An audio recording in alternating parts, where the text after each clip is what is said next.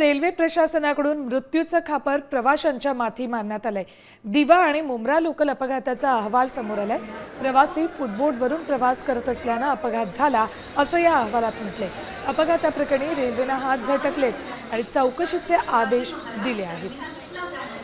कालही मध्य रेल्वेचे मुख्य जनसंपर्क अधिकारी स्वप्नील लीला यांनी पत्रकारांशी बोलताना या दुर्घटनेला प्रवाशांना जबाबदार धरलं होतं।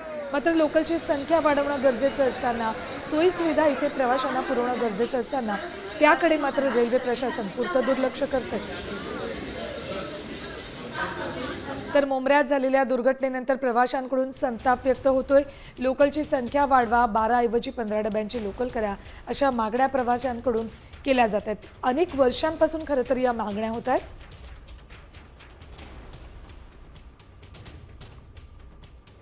नसताना 9:16 ची ते लोक सोडू शकतात 1 नंबरवरून रिटर्न ट्रेन CST साठी।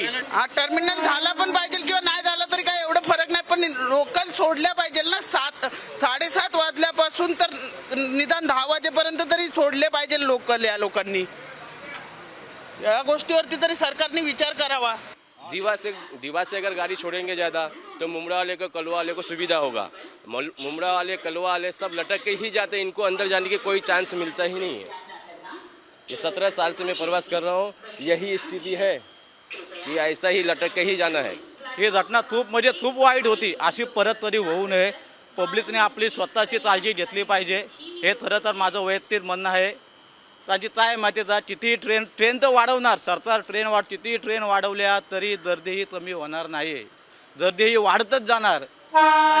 2 मिनिटं ट्रेन लेट आली तर स्टेशन भरून जातं। मुंब्रा असो, दिवा असो, चलवा असो, कुठलंही स्टेशन असो, छत्रपती शिवाजी महाराज टर्मिनस असो, ही गर्दी असते गच्च।